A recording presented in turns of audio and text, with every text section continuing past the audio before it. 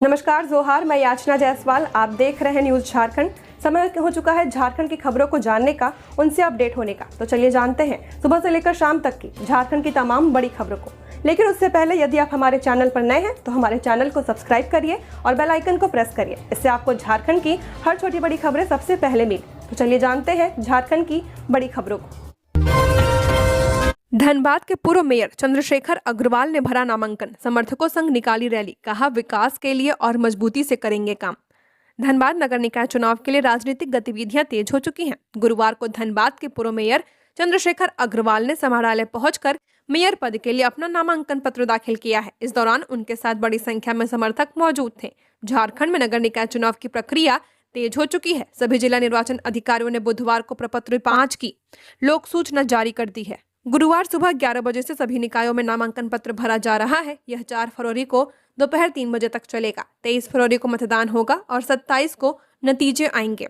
नामांकन दाखिल करने से पहले चंद्रशेखर अग्रवाल ने झरिया स्थित श्याम मंदिर से समर्थकों के साथ एक रैली निकाली। यह रैली झरिया से धनसार होते हुए शक्ति मंदिर पहुंची थी। इसके बाद नया बाजार, राजेंद्र सरोवर, सिटी सेंटर से होते हुए मेमको मोड़ तक गई। मेमको मोड़ से चंद्रशेखर अग्रवाल अपने समर्थकों के साथ पैदल ही समाहरणालय पहुंचे थे। यहां उन्होंने मेयर पद के लिए अपनी उम्मीदवारी का नामांकन पत्र दाखिल किया। रैली के दौरान कई स्थानों पर समर्थकों ने उनका स्वागत किया। यूजीसी के नए नियमों पर सुप्रीम कोर्ट की रोक। कोर्ट ने कहा इनका दुरुपयोग हो सकता है। केंद्र को नए सिरे से ड्राफ्ट करने के निर्देश। सुप्रीम कोर्ट के गुरुवार को यूनिवर्सिटी ग्रांट्स कमीशन यूजीसी के नए नियमों पर अगले आदेश तक रोक लगा दी गई है।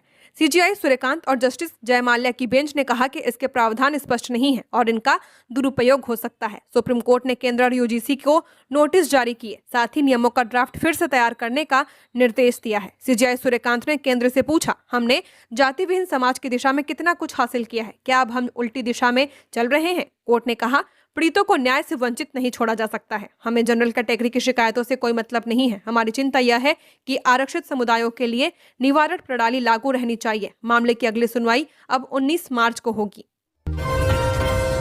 गिरिडीह में ट्रक की टक्कर से वृद्ध की मौत। हादसे के बाद फूटा लोगों का गुस्सा। लाइन मस्जिद मोड़ और पदम चौक जाम। गिरिडीह नगर थाना क्षेत्र के पदम चौक स्थित लाइन मस्जिद मोड़ पर आज तेज रफ्तार का कहर देखने को मिला। यहां एक अनियंत्रित ट्रक ने सड़क पार कर रहे 58 वर्षीय वृद्ध को कुचल दिया, जिससे उनकी मौके पर मौत हो गई। मृतक की पहचान मुफस्सिल थाना क्षेत्र के रानीडीह भोरांडीह निवासी चिंतामन दास के रूप में की गई है। स्थानीय लोगों के अनुसार चिंतामन दास मांग छान कर किसी तरह जीवन यापन करते थे। आज रोज की तरह वे सुबह घर से निकले थे। इसी दौरान लाइन मस्जिद मोड़ के पास तेज गति से आ रहे ट्रक ने उन्हें टक्कर मार दी। टक्कर इतनी जोरदार थी कि वृद्ध ने घटनास्थल पर दम तोड़ दिया। हादसे के बाद इलाके में अफरा तफरी मच गई। देखते ही देखते बड़ी संख्या में लोग मौके पर जुट गए। घटना की सूचना फैलते ही स्थानीय लोगों में आक्रोश फैल गया। लोगों ने मुआवजे और दोषी चालक के खिलाफ सख्त कार्रवाई की मांग को लेकर लाइन मस्जिद मोड़ और पदम चौक को जाम कर दिया। सड़क के दोनों ओर वाहनों की लंबी कतारें लग गई, जिससे आवागमन पूरी तरह ठप हो गया। राहगीरों और वाहन चालकों को काफी परेशानी झेलनी पड़ी। जमशेदपुर में सरस्वती विसर्जन के दौरान बवाल। डीजे बजाने को लेकर 2 बस्तियों में पथराव। कहासुनी के बाद पथराव, 3 लोग घायल। जमशेदपुर के सोनारी थाना क्षेत्र में बुधवार रात सरस्वती पूजा विसर्जन के दौरान माहौल उस वक्त बिगड़ गया जब डीजे बजाने को लेकर 2 बस्तियों के लोग आमने सामने आ गए। घटना एरोड्रम चौक के पास हुई है, जहां संबलपुरिया बस्ती और तरुण बाल संघ से जुड़े लोग विसर्जन जुलूस के दौरान डीजे पर गाना बजाने को लेकर उलझ गए।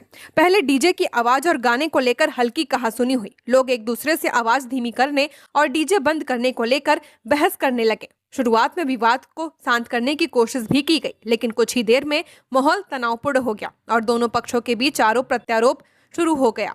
देखते ही देखते विवाद ने उग्र रूप ले लिया और दोनों पक्षों के बीच पथराव शुरू हो गया। अचानक हुए पथराव से इलाके में अफरा तफरी मच गई। लोग इधर उधर भागने लगे और कुछ देर के लिए एरोड्रम चौक का इलाका रण क्षेत्र में तब्दील हो गया। इस घटना में 3 लोग घायल हो गए हैं। घायलों में जयंतो नामक युवक की हालत गंभीर बताई जा रही है। पथराव के दौरान उसके सिर और शरीर के अन्य हिस्सों में गंभीर चोटें आई हैं। सभी घायलों को तत्काल टाटा मुख्य अस्पताल ले जाया गया है, जहां उनका इलाज जारी है। रांची से जमशेदपुर तक आयकर का एक्शन। बाबा राइस मिल ग्रुप के ठिकानों पर पहुंची टीम। बड़े खुलासे के आसार, चल रही जांच। राजधानी रांची में गुरुवार को आयकर विभाग ने बड़ी और सुनियोजित कार्रवाई करते हुए बाबा राइस मिल ग्रुप से जुड़े कई ठिकानों पर एक साथ छापेमारी शुरू की है। आयकर विभाग की कई टीमें एक साथ कांके रोड, रातू रोड समेत शहर के अलग अलग इलाकों में पहुंची और मिल व उसके संचालकों से जुड़े दस्तावेजों की गहन जांच शुरू कर दी है।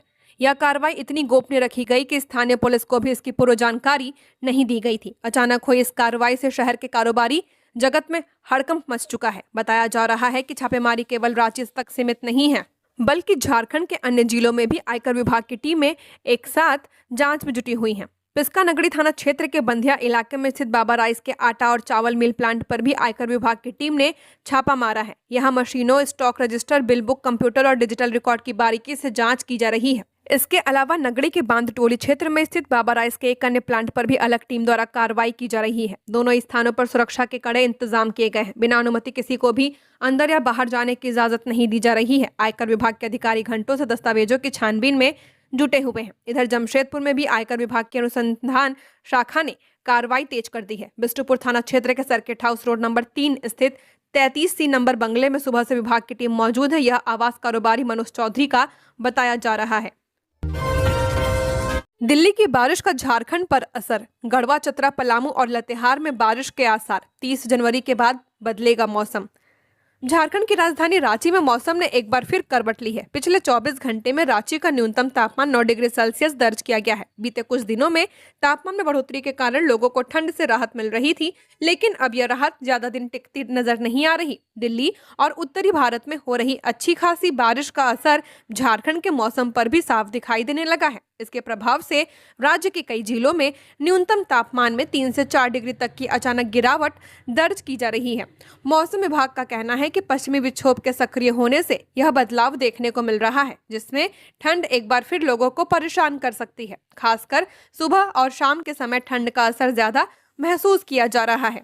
मौसम वैज्ञानिकों के मुताबिक बारिश के कारण वातावरण में नमी बढ़ेगी, जिससे ठंड का असर ज्यादा महसूस होगा। किसानों और आम लोगों को मौसम को देखते हुए सतर्क रहने की सलाह दी गई है। विशेषकर खुले इलाकों में काम करने वालों को ठंड से बचाव के उपाय करने की जरूरत है। रांची में नगर निकाय चुनाव की नामांकन प्रक्रिया शुरू, समाहरणालय में किए गए विशेष इंतजाम। नगर निकाय चुनाव को लेकर रांची में नामांकन की प्रक्रिया विधिवत शुरू कर दी गई है। अभ्यर्थियों की सुविधा के लिए समाहरणालय परिसर में निर्वाचित पदाधिकारियों के कक्ष बनाए गए हैं। समाहरणालय के ब्लॉक ए में नाम निर्देशन पत्रों की खरीद और दाखिल करने की व्यवस्था की गई है, जहां उम्मीदवार लगातार पहुंच रहे हैं। वार्ड पार्षद पद के लिए ब्लॉक ए में कुल 9 अलग अलग कमरे बनाए गए हैं, ताकि नामांकन प्रक्रिया सुचारू रूप से संचालित हो सके। नामांकन की अवधि 29 जनवरी से 4 फरवरी तक निर्धारित की गई है। इस दौरान प्रतिदिन सुबह 11 बजे से दोपहर 3 बजे तक नामांकन पत्र भरे और जमा किए जाएंगे। वहीं महापौर पद के उम्मीदवारों के लिए समाहरणालय के ब्लॉक बी में अलग व्यवस्था की गई है। महापौर पद का नामांकन ब्लॉक बी के कमरा संख्या 411 में किया जाएगा। जमशेदपुर में घर में भड़की आग, वृद्धा की मौत। शॉर्ट सर्किट से आग लगने की आशंका, धुएं से भरा था कमरा, बचाने का नहीं मिला मौका। जमशेदपुर के सीताराम डेरा थाना क्षेत्र अंतर्गत भालूबासा इंद्रनगर बस्ती के एक घर में बीती रात आग लग गई। आग और धुएं की वजह से 85 साल की शोभा मुखर्जी की मौके पर मौत हो गई। परिजनों के मुताबिक आग रात करीब 2:30 से 3 बजे के बीच लगी है। तब सभी घर वाले सो रहे थे। परिजनों के अनुसार रोज की तरह रात का भोजन करने के बाद शोभा मुखर्जी अपने कमरे में सोने चली गई थी। परिवार वाले भी अलग कमरे में सो रहे थे। इसी दौरान अचानक घर में आग लग गई। आग इतनी तेजी से फैली कि कमरे में सो रही वृद्धा को बाहर निकलने का मौका नहीं मिल पाया। जब तक आसपास के लोगों को आग की जानकारी मिली, तब तक पूरा कमरा आग की चपेट में आ चुका था। आग लगते ही इंद्रनगर बस्ती में अफरा तफरी का माहौल हो गया। आसपास के लोग शोर सुनकर घरों से बाहर निकले और आग बुझाने की कोशिश में जुट गए। हालांकि आग की तीव्रता इतनी ज्यादा थी कि शोभा मुखर्जी को बचाया नहीं जा सका। स्थानीय लोगों ने बाल्टी और पानी के अन्य साधनों से काफी मशक्कत के बाद आग पर काबू पाया है। तब तक घर का एक बड़ा हिस्सा जलकर खाक हो चुका था। घटना की सूचना मिलते ही सीताराम डेरा थाना पुलिस मौके पर पहुंची और स्थिति का जायजा लिया है। पुलिस ने शव को कब्जे में लेकर पोस्टमार्टम के लिए एमजीएम मेडिकल कॉलेज भेज दिया है। बड़ी खबर रांची से, जहां ज्वेलर्स दुकान में लूट की नीयत से आए अपराधियों को भीड़ ने रंगे हाथों पकड़ा।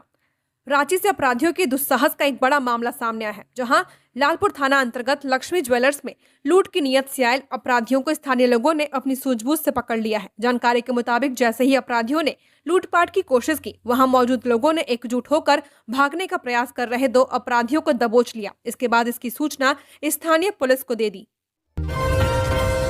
गुमला में कार बाइक की टक्कर के बाद भारी बवाल, उग्र भीड़ ने वाहन में की तोड़फोड़।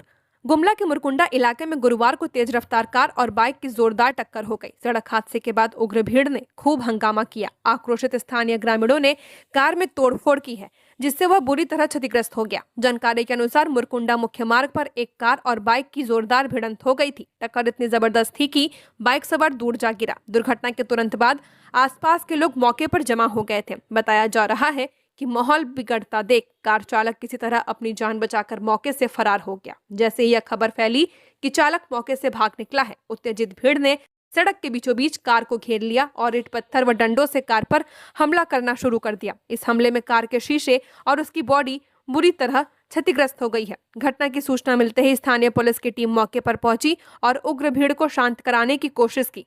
पुलिस ने क्षतिग्रस्त वाहन को अपने कब्जे में ले लिया और स्थिति को नियंत्रण में करने के लिए इलाके में गश्ती तेज कर दी है। झारखंड में 30 ड्रग इंस्पेक्टरों की नियुक्ति के लिए आज से ऑनलाइन आवेदन, 18 फरवरी लास्ट डेट। स्वास्थ्य विभाग में नौकरी का सुनहरा अवसर है। विभाग के अंतर्गत कार्यरत राज्य औषधि नियंत्रण निर्देशालय में औषधि निरीक्षकों ड्रग इंस्पेक्टर के 30 पदों पर नियुक्ति होगी। झारखंड लोक सेवा आयोग ने स्वास्थ्य विभाग की अनुशंसा पर बुधवार को सूचना प्रकाशित कर दी है। इन पदों पर नियुक्ति लिखित परीक्षा तथा साक्षात्कार के माध्यम से किया जाएगा।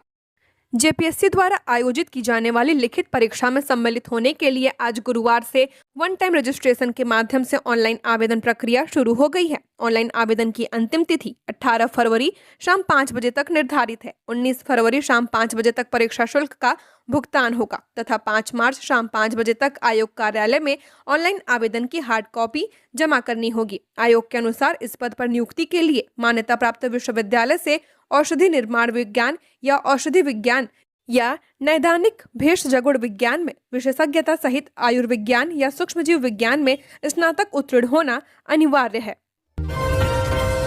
रामगढ़ में स्कूली बच्चे के अपहरण की कोशिश, ट्यूशन से लौटते समय कार में बैठाया, चलती गाड़ी से कूदकर बचाई जान, आरोपी गिरफ्तार।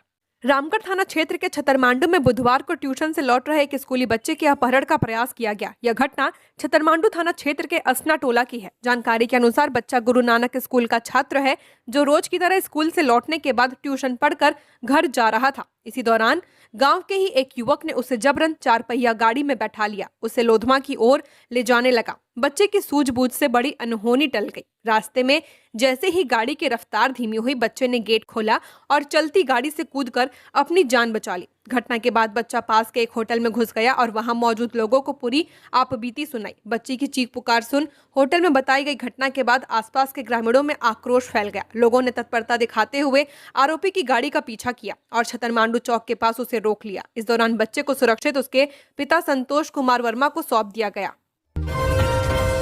कैरव गांधी अपहरण कांड, फिरौती लेकर ही अपराधियों ने छोड़ा गयाजी और नालंदा से 3 अरेस्ट, किडनैपिंग में इस्तेमाल स्कॉर्पियो कार और हथियार मिले।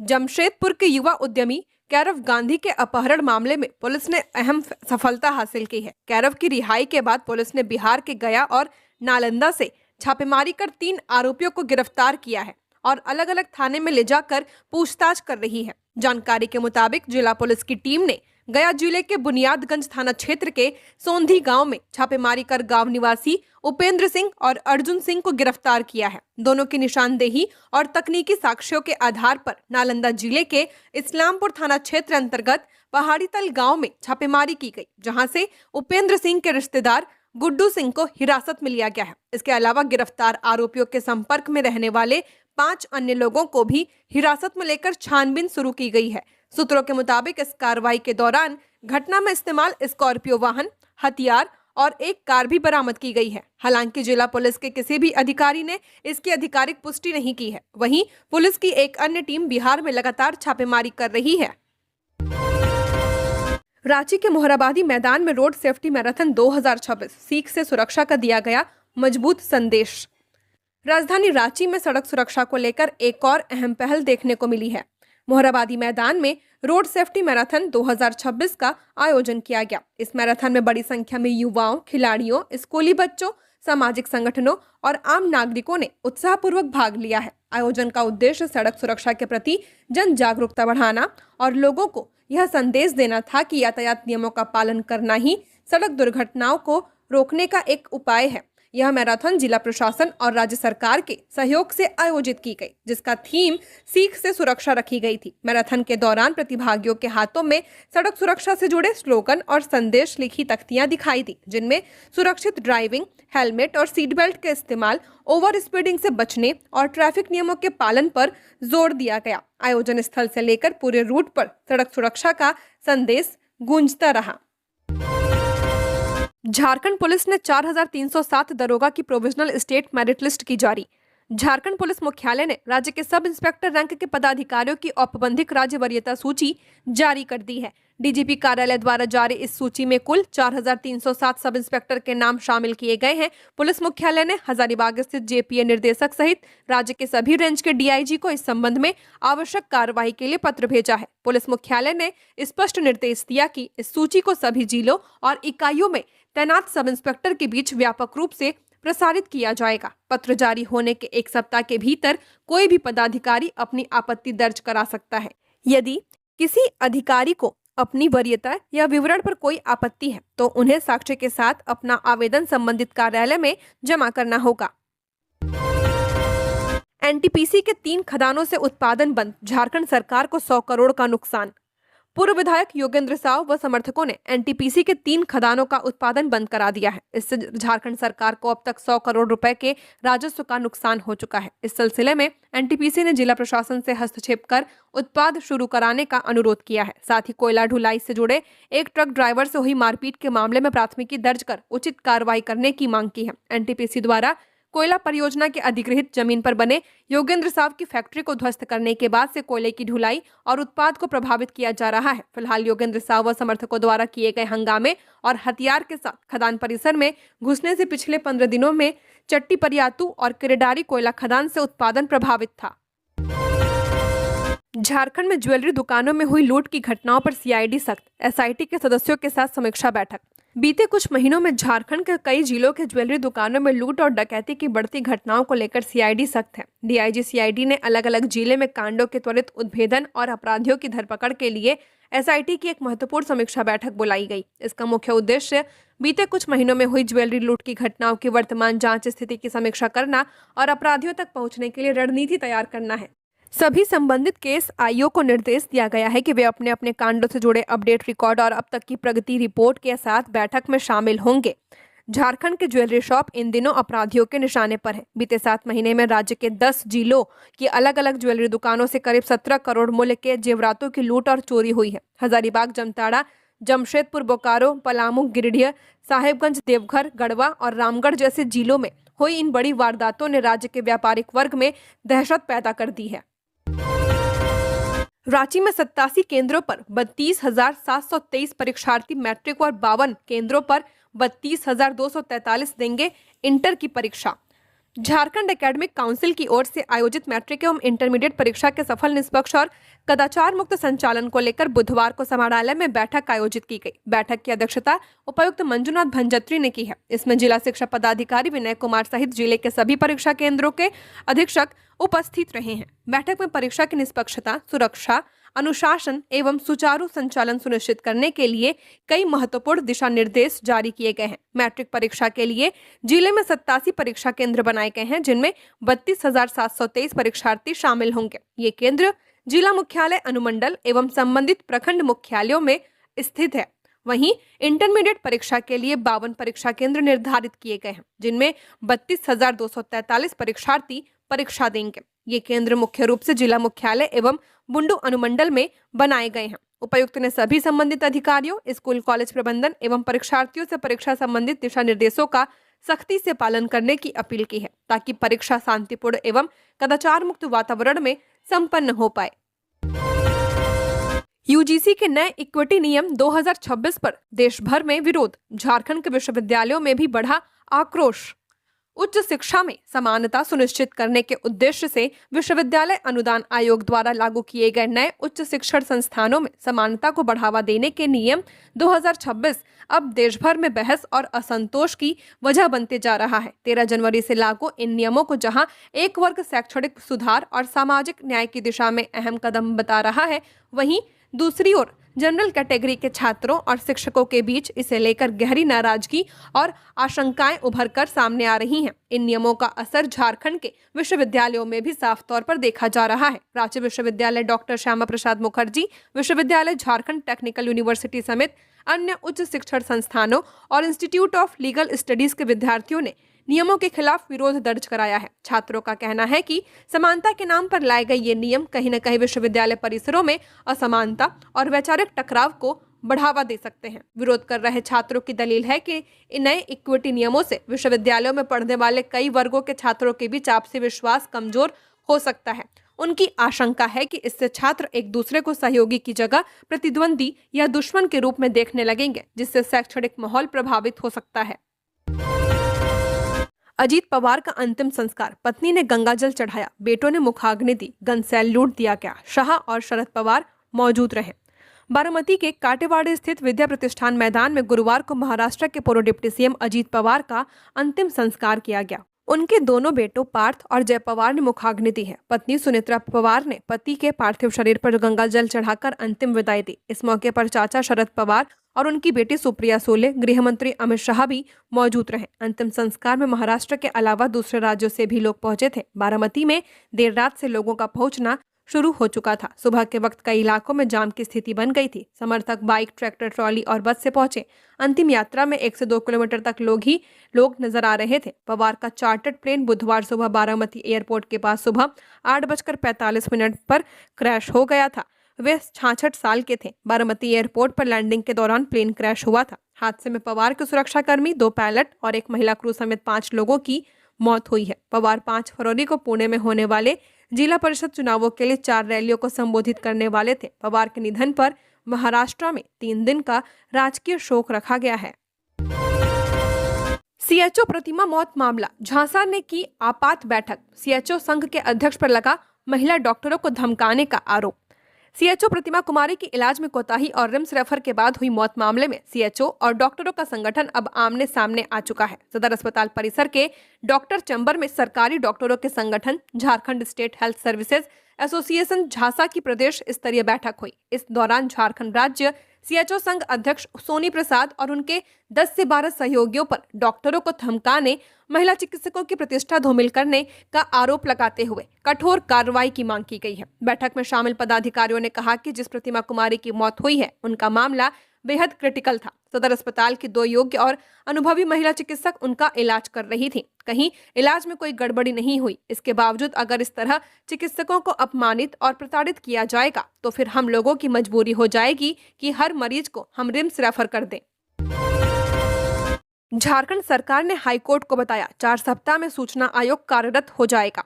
राज्य सूचना आयोग को पिछले 5 सालों से गैर कार्यशील बनाए जाने से संबंधित मामले की सुनवाई गुरुवार को झारखंड हाईकोर्ट में हुई। कोर्ट के आदेश के आलोक में राज्य के मुख्य सचिव अविनाश कुमार और कार्मिक प्रशासनिक सुधार एवं राजभाषा विभाग के सचिव कोर्ट में अदालत में हाजिर हुए। सुनवाई के दौरान हाईकोर्ट के न्यायमूर्ति सुजीत नारायण प्रसाद एवं न्यायमूर्ति ए.के. राय की खंडपीठ ने राज्य सरकार से जानना चाहा कि झारखंड में सूचना आयोग कब तक कार्यशील कर दिया जाएगा। इस पर महाधिवक्ता राजीव रंजन ने कोर्ट को बताया कि 4 सप्ताह में राज्य सूचना आयोग कार्यरत हो जाएगा।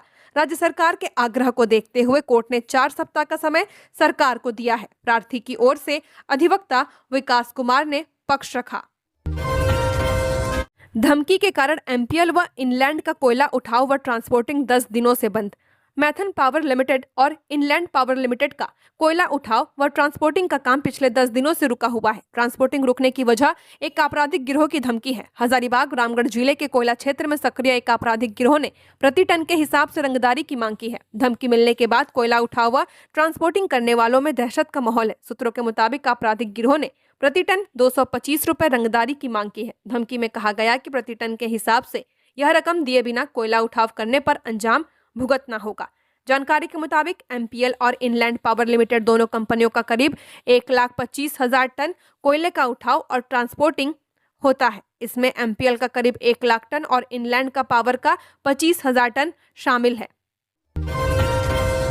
उधवा पक्षी आश्रयणी में 2 दिवसीय एशियन वाटरबर्ड सेंसस संपन्न।